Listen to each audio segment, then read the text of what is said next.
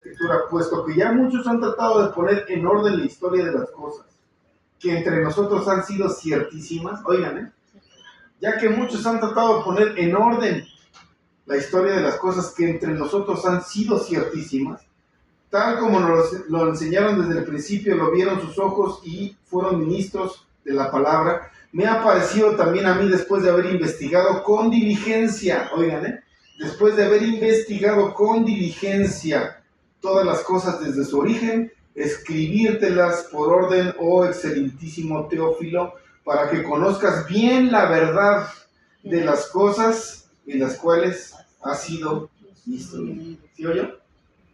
¿Por qué comenzará así el Evangelio de Lucas? A ver, para que conozcas bien la verdad. ¿Sí? Y justamente este Evangelio comienza hablando una verdad para la cristiandad. ¿Cuál es la verdad? Y por eso dije aquí el escritor que, si usted no lo sabía, el libro de Lucas fue escrito justamente por Lucas, el único personaje en ese tiempo que no era judío, sino que era griego, ¿verdad? Lucas, el griego, un discípulo en este caso del apóstol Pablo. Pero si ustedes se fijan aquí, Lucas dice que se dio a la tarea de investigar, o sea, no estaba hablando por hablar, no estaba hablando porque tenía boca, sino que él se dio a la tarea de profundizar en una investigación, siendo que los apóstoles estaban vivos, ¿verdad?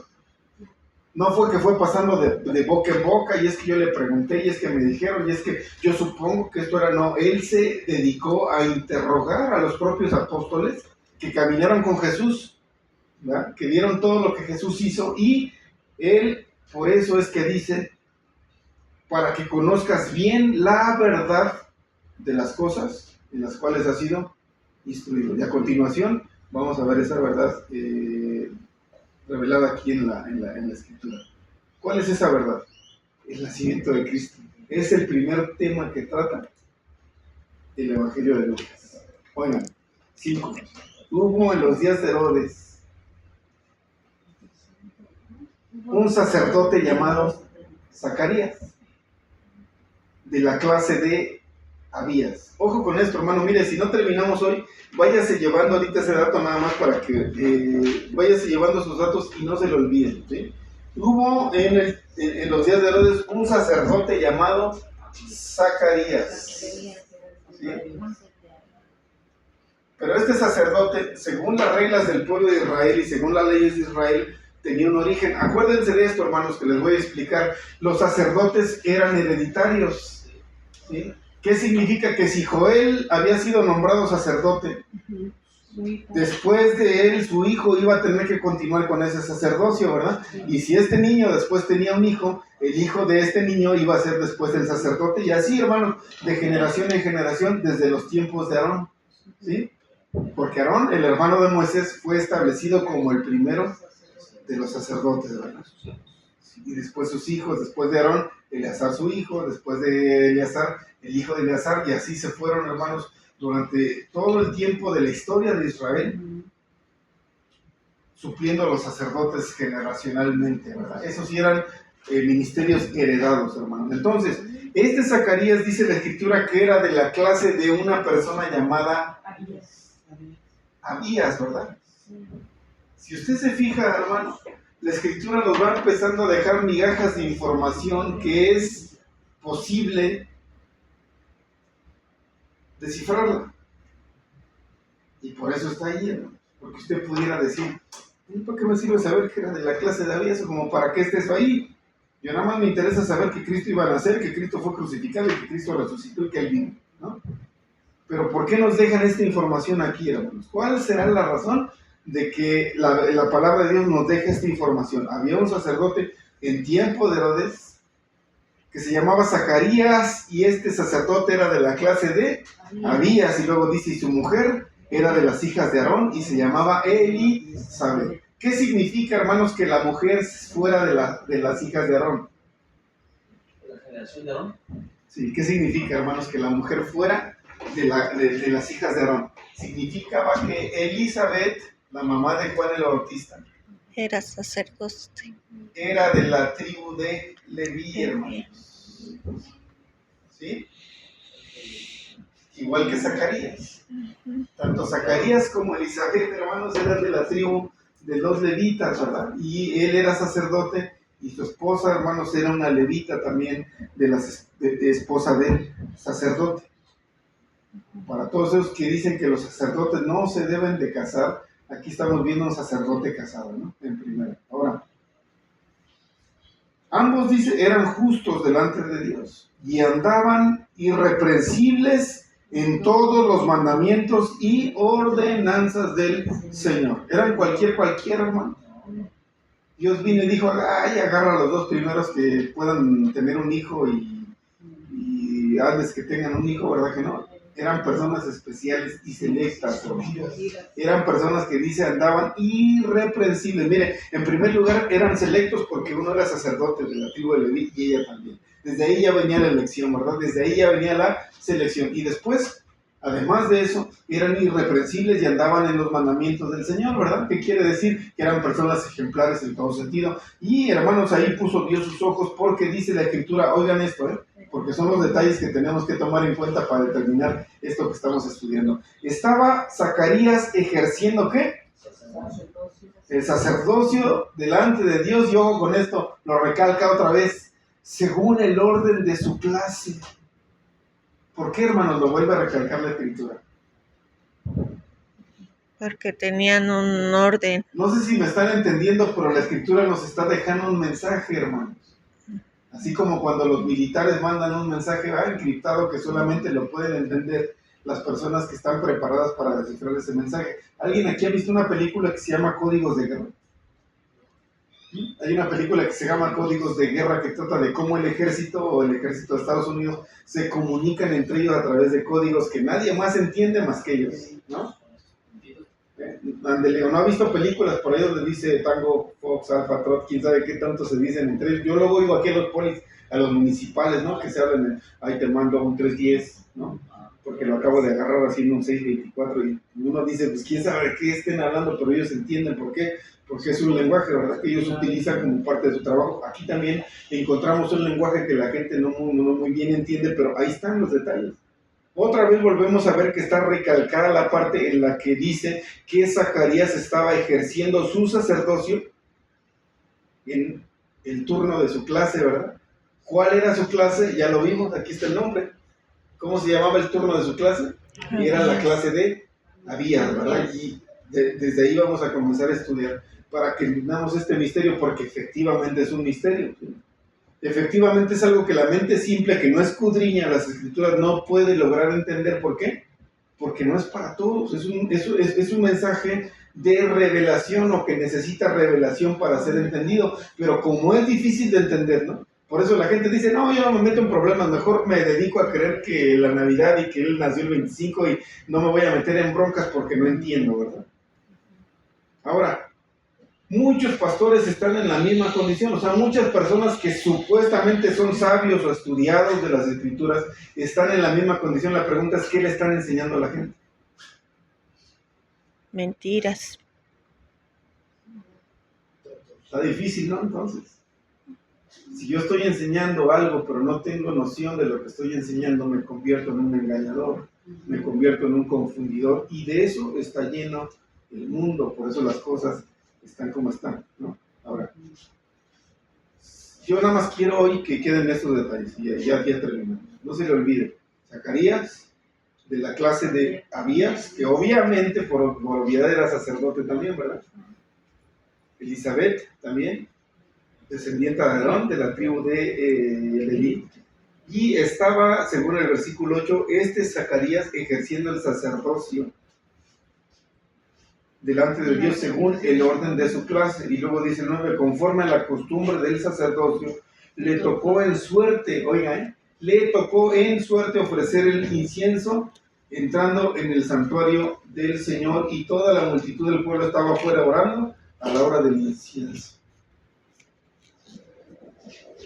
Aquí nos está diciendo la Escritura que para los sacerdotes había turnos, hermanos, ¿sí? Que se habían decretado por medio de ¿qué? De la suerte.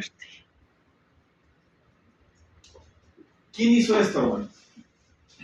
Dios.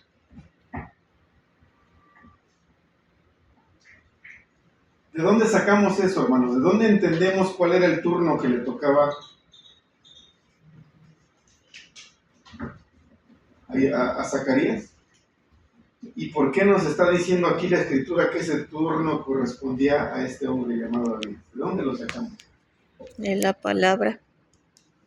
Segunda de Crónicas, hermanos.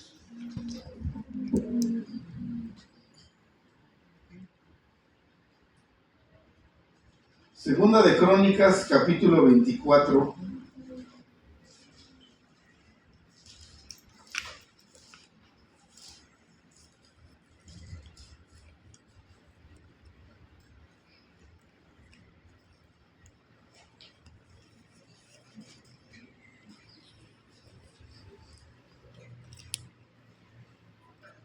Permítame que se me perdió la escritura.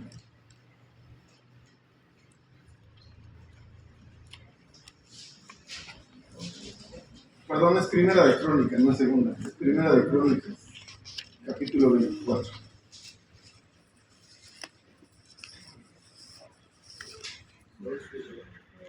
¿Ya lo tiene? Primera de Crónicas, capítulo 24.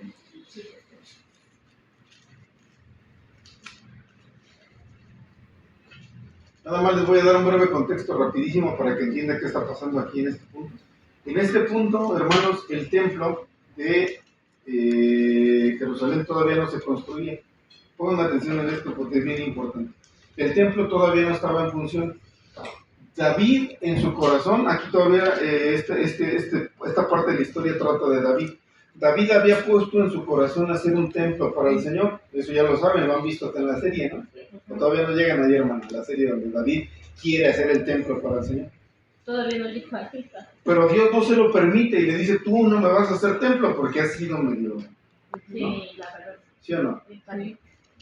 Y Dios no estaba cerrado de ojos, o sea, Dios sabía quién era David, cómo se comportaba, ¿verdad? Y aunque Dios lo amaba a David por su corazón que él tenía, Dios le dijo, no vas a hacerme templo, no eres digno de hacerme un templo. Eso fue lo que Dios le dijo a David, ¿no?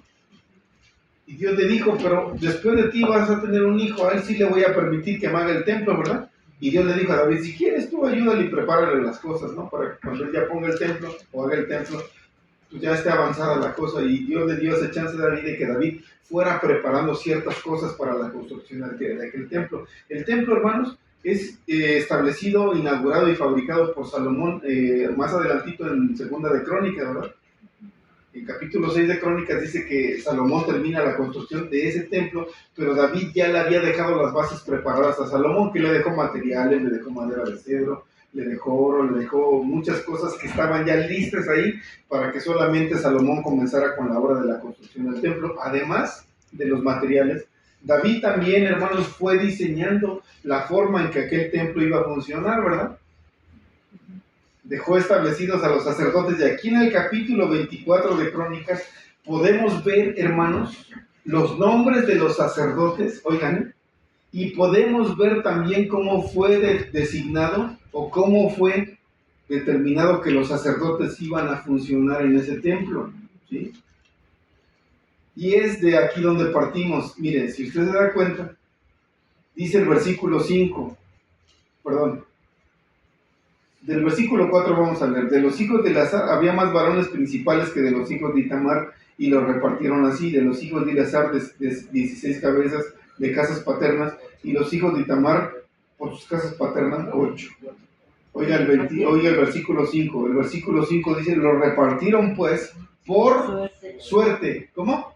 Por suerte. Los repartieron pues por suerte, ¿sí? Los unos con los otros, porque los hijos de Eleazar y los hijos de Itamar hubo príncipes del santuario y príncipes de la casa de Dios.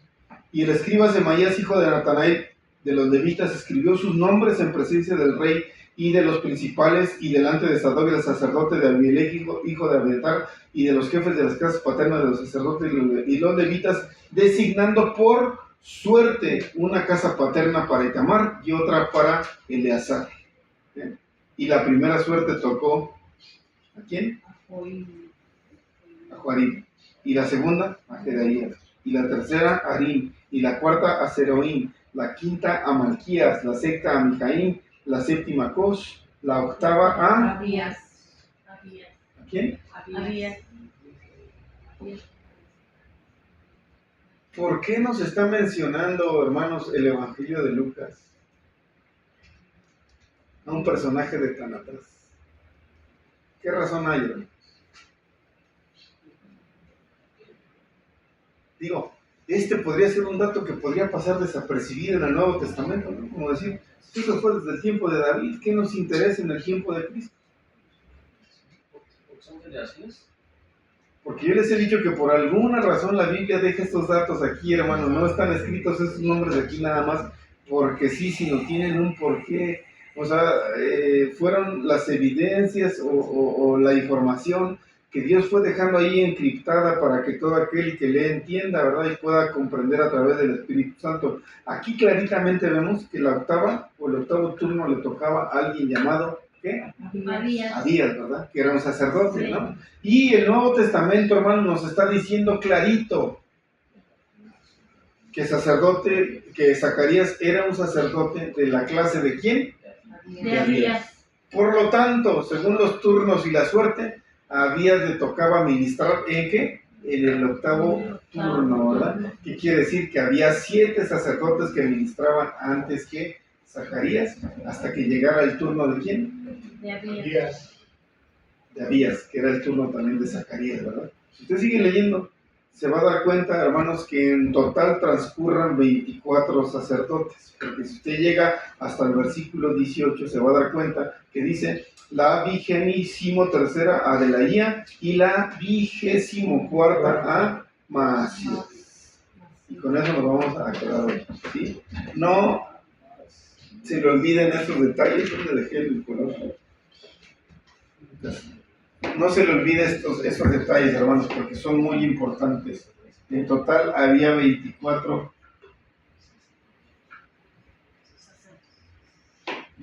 sacerdotes, ¿verdad? De los cuales este sacerdote llamado Zacarías de la clase de Abías tendría el turno número 8. ¿eh? 8. 24 turnos, 24 sacerdotes. Este Zacarías, que era de la clase de Abías, tenía el turno número 8. ¿Sí? ¿Sí? Era el octavo de 24. ¿Sí estamos entendiendo o no? Sí. Él era el octavo de 24 que tenían que transcurrir durante todo el año, ¿verdad? Él le tocaba el octavo turno. Ahora, aunque usted no me lo crea,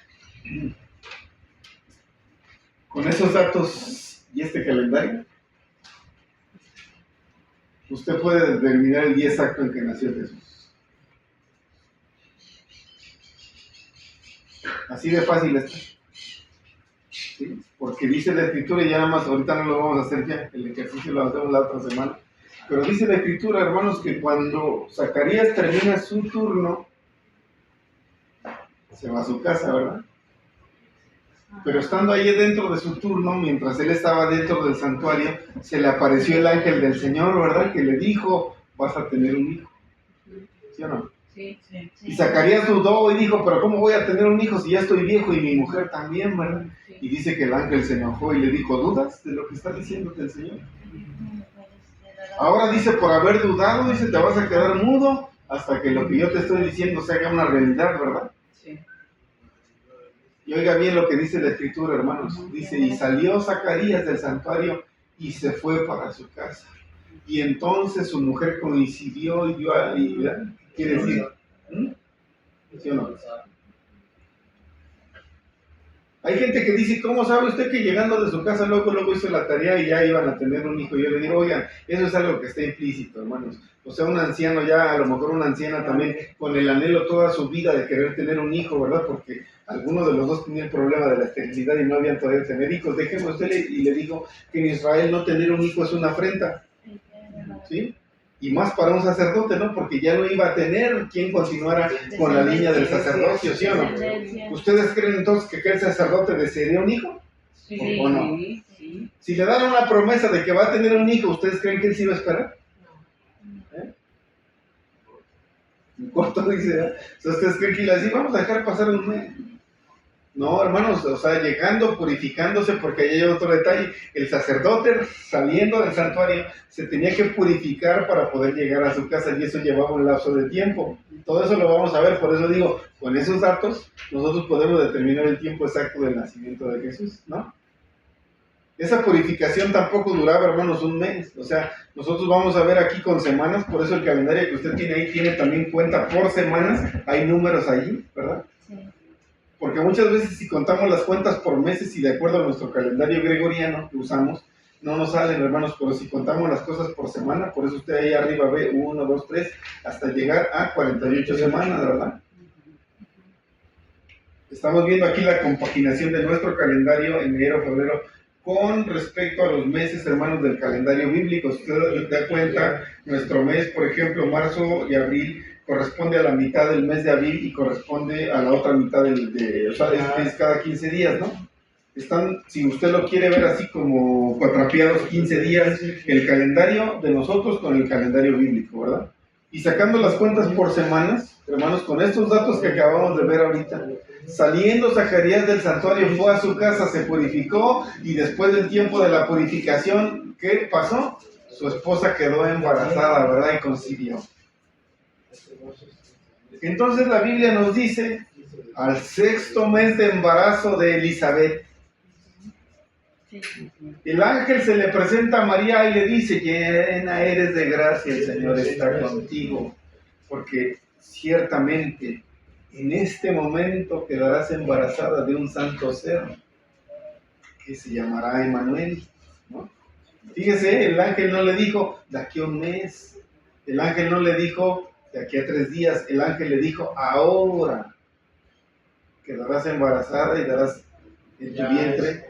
Sí, o sea, el ahora es ahorita, ¿no? Y luego el ángel todavía le dijo, además, este es el 6º mes para tu pariente Elizabeth, la que decían que era estéril, ¿no? Nada más es cosa de sacar cuentas, hermanos. Eso es simples matemáticas, ¿eh? Para saber que esta mujer, durante el sacerdocio de Zacarías, para lo cual la Biblia nos está dando una fecha porque era el 8º turno, ¿sí? Y contar 6 meses en adelante para el embarazo de María y a partir del embarazo de María contar, hermanos, 40 semanas hacia adelante para caer a la fecha de que Cristo nace exactamente el primer día de la fiesta del tabernáculo.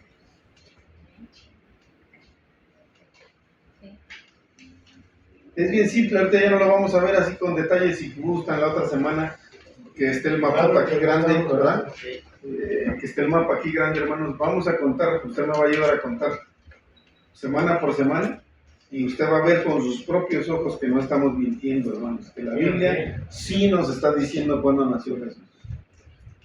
¿Por qué lo dice de esta manera? Hay que preguntarle a Dios por qué de repente Él puso cosas complicadas que no puede entender la mente común, pero el que está ahí en la Biblia, ahí está, hermano. Y a mí siempre se me ha hecho increíble que por qué razón tendría que dejarse esa información ahí en Lucas. A ver, dígame. ¿Cómo por qué está ahí? O sea, como por qué el escritor de este evangelio que fue Lucas dijo, yo investigué con diligencia todas las cosas para que ustedes sepan la verdad, y inmediatamente después de decir eso, empieza a poner estas verdades, ¿no? Hubo en los días de Herodes un sacerdote llamado Zacarías de la 8ª clase, del turno número 8, según la clase de Abías, ¿no? Y después vamos a Crónicas y dice que los turnos se terminaron por suerte, a Abías le tocaba la 8ª, igual que este sacerdote Zacarías, ¿no? ¿Qué quiere decir? Que la Biblia sí nos está diciendo, hermanos, cuándo Zacarías entra al santuario y cuándo sale, ¿verdad? La próxima semana lo vamos a estudiar con numeritos, para que usted vea aquí en el mapa, según la escritura, cuándo es que Zacarías entra, cuándo es que sale, y se va a sorprender usted todavía más, hermanos, porque todavía va a haber más coincidencias, que parecen coincidencias, pero no lo son. ¿Qué le parecería que yo le dijera a usted que Juan el Bautista fue concebido en el vientre de su madre en la fecha del día de Pentecostés? ¿Qué me diría usted si yo le digo que Juan el Bautista, hermanos, transcurre 40 semanas de su gestación en la panza de su mamá y nace un día de la Pascua? ¿Qué me diría usted si transcurriendo este tiempo Jesús de Nazaret es concebido en el vientre de María de María, perdón, el día de la fiesta de las luces. Para nacer el día de la fiesta del tabernáculo. ¿Usted pensaría que son coincidencias o Dios lo diseñó así? Yo ¿Qué me diría? aquí no hay más. ¿Y qué me diría si yo le dijera que yo le puedo mostrar esto con las escrituras? Que Juan el Bautista fue concebido en el vientre de su madre el día de Pentecostés. Que Juan el Bautista nace exactamente el día de la Pascua, el mismo día en que Cristo iba a ser crucificado. Que Cristo es concebido en el vientre de María el día de la fiesta de las luces. Y que Cristo nace el primer día de la fiesta de los tabernáculos. Y que además Cristo regresa a la tierra el último día de una fiesta de los tabernáculos. No son coincidencias, hermanos, está en la escritura. Que la gente no lo entienda es otra cosa. Pero de que ahí está, ahí está. Ahora, si usted logra por fin entender esto, lo va a entender por qué no celebra Navidad. Sí, amén. Y por qué sí celebra tabernáculos. Sí, amén. Y va a comenzar a hacer lo mismo, ¿verdad? ¿Por qué? Porque ya no está ignorante de las cosas. Así es.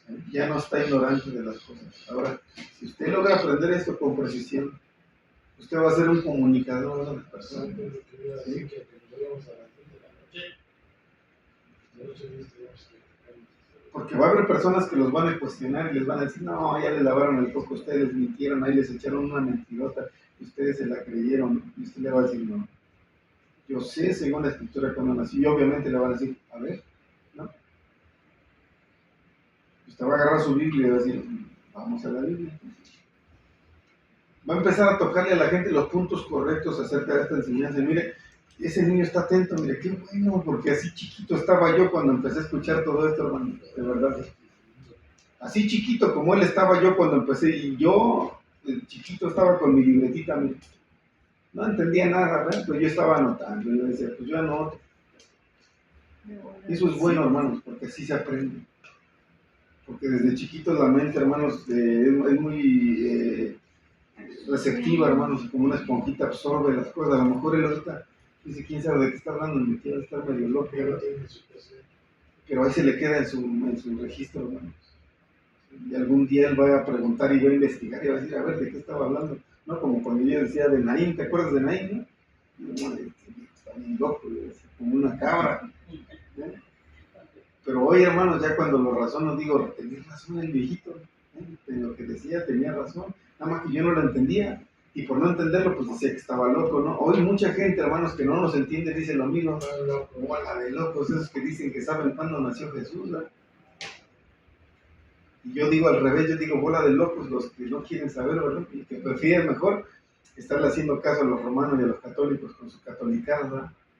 Y que inventó un papa y que el papa dijo, ¿qué nos interesa a nosotros lo que dijo un papa, hermano?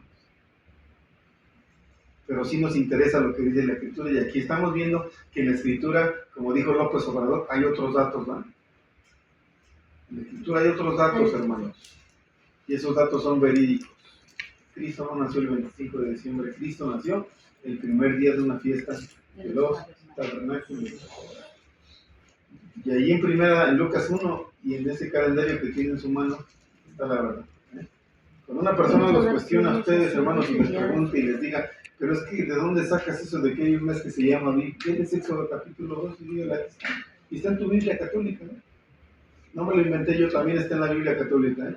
Y cuando le digan, ¿y dónde hay un mes que se llama Tisri, que es el séptimo? Dele la escritura, porque no sé si aquí, hermanos, pero sí vienen las escrituras de los meses. Miren, por ejemplo, Adar está registrado en Esther capítulo 9, versículo 1. Me faltó todavía ponerle más información a la lona que vamos a ponerle, vamos a poner dónde aparece en la Biblia el nombre de estos meses que están aquí, porque sí están en la Biblia. En la Biblia está Tebel, en la Biblia está Quisleo, en la Biblia está Sivan, en la Biblia está Abib, ya lo han visto ustedes, en la Biblia está Jesús, en la Biblia están, no está enero, ni febrero, ni marzo, pero estos meses sí están en la Biblia. No Entonces todos. por ahí hay que empezar a hablarle a la gente No cuando nos todos. quieran cuestionar de por qué creemos así, decirles es que hay un calendario que es diferente porque está en la Biblia. Sí corresponde al nuestro, de cierta manera, pero no totalmente por igual, porque nuestro, hermano, bueno, digo nuestro porque lo usamos por cultura, ¿va? Porque así lo tenemos que hacer. Ni modo le digo que pues nosotros demos una fecha de entrega de un trabajo, digamos, te entrego el trabajo el 7 de Lul, ¿verdad? La gente va a decir, "Ah, sí, no van a entender". Pero, hermanos, el calendario gregoriano es un calendario solar, el calendario bíblico es un calendario lunar. Por eso el Salmo 81 dice, toquen la trompeta en la nueva luna, en el día señalado, en el día de vuestra fiesta solemne, porque estatuto es para Israel. ¿Sí? ¿Cómo cuenta Israel el tiempo? Cuando la luna, hermanos, se hace llena, y después de ser llena solamente queda una uñita en el cielo, esa luna es conocida como el día de la luna nueva. Y según el pueblo de Israel y según la cuenta del tiempo de Israel, ese día comienza el mes, hermanos. ¿Sí? Y a partir de ahí comienzan a contar los días para cumplir con el tiempo del mes. Un día vamos a dar aquí también ya el estudio del calendario, hermanos, cómo Israel lleva adelante este calendario, cómo, hermanos, el día en Israel, o perdón, el calendario o el mes en Israel tiene 28.7 días equivalentes a los nuestros. No son días de meses de 30 días, son meses de 28.7 días. ¿Cómo se compensa eso? Cada 4 años en el calendario de Israel se le agrega un mes más al año. Quiere decir que no son 12 meses, son 13 meses, hermanos. ¿Les gustaría saber eso? O sea, ¿cómo Israel cuenta el tiempo según la luna? Como cada 19 años hay otro reajuste al calendario y cada 76 años hay otro reajuste al calendario y cada 76 años el calendario de Israel, hermanos, se reinicia otra vez. ¿Verdad? Pregunta, ¿qué se nos hace más confiables a nosotros, hermanos? ¿Confiar en un calendario católico o confiar en un calendario hebreo? ¿Qué les parece a ustedes más confiable? ¿Por qué, hermano? Porque la Biblia no, porque la Biblia no dicen. ¿A quién le dio la cuenta del tiempo Dios, hermanos? ¿A Moisés o al Papa Romano? a Moisés. Ahí está. Entonces confiamos más en ese calendario que en el calendario del Papa, ¿verdad? Entonces, ¿sí? Seguimos con este estudio, hermanos. ¿Les parece interesante o aburrido? No, interesante. Está interesante. Todavía tenemos más información que dar, hermanos. No se les olvide esto. La clave está en que Zacarías es de la clase de Abías, que ministra en el 8º turno, por suerte. ¿Sí? Y de ahí sacamos la fecha del tiempo del nacimiento de Jesús. De esa fecha, a partir de ahí, nosotros partimos para determinar el tiempo de la fecha del nacimiento de Jesús. La fecha correcta, según las Escrituras y según también el pueblo de Israel. No según el pueblo católico dice que fue en diciembre del 25. El pueblo de Israel, hermanos, cree que el Mesías nace durante la fiesta de los tabernáculos. ¿Y sabe cómo lo declaran? No que nace, perdón, que el Mesías viene, porque ellos no entienden hasta la fecha que van a nacer de manera natural. Ellos hasta la fecha ponen casitas, hermanos, cabañas, por eso se llama la fiesta de las cabañas, porque hacen casitas con el techo descubierto, y mientras están ellos celebrando la fiesta de los tabernáculos, están mirando hacia el cielo en plegaria y en oración, diciendo, te estamos esperando, Salvador, Mesías. ¿Y sabe cuándo esperan el pueblo de Israel al Señor? En la fiesta de los tabernáculos. Esto no es coincidencia, hermanos. El Señor va a venir a la tierra en una fiesta de los tabernáculos y el Señor nació durante una fiesta de los tabernáculos. Y así lo entendemos bíblicamente y así lo esperamos también, hermanos. Así que año con año sepamos y tengamos en conciencia y en mente que durante estas fechas Cristo va a venir, aunque usted no lo cree. Durante estas fechas Cristo va a venir. ¿Le gustaría saber? Según las señales y según una cuenta matemática del tiempo, según las escrituras, que bueno, es información muy fuerte, pero si le gustaría saber, yo sí nada más le quiero decir que no falta mucho. Por lo menos tenemos de hoy este día hasta el próximo año para ver si se ven más señales. De que se van a ver, se van a ver. Se van a ver. No sabemos si voy a hacer para el próximo año. Ustedes saben que no tardan en arrancar una guerra en la tierra. Se están oyendo los rumores. La segunda señal es rumores de guerra, ya los estamos viviendo, hermanos. Yo oigo muy fuerte de repente la situación. Ahorita, allá en México, en la ciudad, apenas acabamos de andar por allá en días pasados, están muy fuertes las protestas en contra de Israel. Sí. Ahí en el Zócalo, ahí en el Ángel de la Independencia, hay muchos letreros que dicen Israel genocida, muerte para Israel, manifestaciones a favor de Gaza, ¿no? Son católicos. Sí, ¿no? Pero es gente que no entiende absolutamente nada de los planes de Dios y de cómo Dios está trazando las cosas. Entonces, ¿quién es el villano para ellos? Israel. Muerte para Israel. Y eso, hermanos, es otra señal. Cuando todas las naciones se vayan encima de Israel, en contra de Israel, y estén otra vez a punto de destruir Israel, dice la profecía que Cristo viene a defender a su Está pueblo. diseñado por eso, porque pues así es como se dice. Ahorita la gente está en contra de Israel, sí, todos. Entonces es como otra vez que Cristo ya, o más bien, ya está diseñado para que eso ya vaya en contra de todo la nación, contra Israel. Eso, hermano, de estar en contra de Israel es la manifestación del espíritu del anticristo aquí en la tierra. Y por ese espíritu del anticristo vamos a ser perseguidos también nosotros. Porque comenzando ese odio, hermanos, en contra de Israel, o ese antisemitismo, porque así se llama, antisemitismo, vamos también nosotros ahí de por medio, porque ¿a quién adoramos? ¿A Dios de quién? Israel. Okay. Si se desata ese odio racial, hermanos, y ese antisemitismo en contra de Israel, la gente va por nosotros también. Y yo no creo que nosotros vayamos a cambiarle de nombre a Dios para zafarnos eso. ¿Verdad que no? ¿O vamos a dejar de cantar el poderoso de Israel? No, Cuando la gente oiga que estamos cantando hoy, ahí están los homicidas, ahí están los genocidas, ahí están los asesinos que van sobre nosotros. Ya está pasando, ya está comenzando y pronto nos van a perseguir, pero no se espante, hay promesas. Hay promesas. Pronto viene una guerra, ¿verdad? Pero tampoco se espante, hay promesas y se caerán a tu lado 1000, 10,000 a tu diestra, pero a ti no llegará, dice el Señor, ni plaga tocará tu morada. Que vengan pandemias, no se espantes. Que vengan enfermedades, no se espanten. Es necesario que acontezca, dijo Jesús, es necesario que acontezca. nosotros podemos decir que estamos unidos con el pueblo de Israel. Ya lo hemos estudiado y por eso hemos estado estudiando todo esto, para que entendamos, hermano, que sí estamos unidos por la fe con ellos. Y si los persiguen a ellos, nos persiguen a nosotros. Y es por eso que muchas iglesias cristianas prefieren negar lo mejor decirlo. Y de esa manera, es de la manera que están negando su fe, están negando al único y autor consumado de la fe. Por eso a muchas iglesias no les conviene meterse, hermanos, en esa situación de decir somos también de Israel, porque se quieren librar, según ellos, de todo esto que viene. Pero esa es estrategia del diablo, nosotros no debemos de negarnos tanto. Y si nos persiguen, que nos persigan.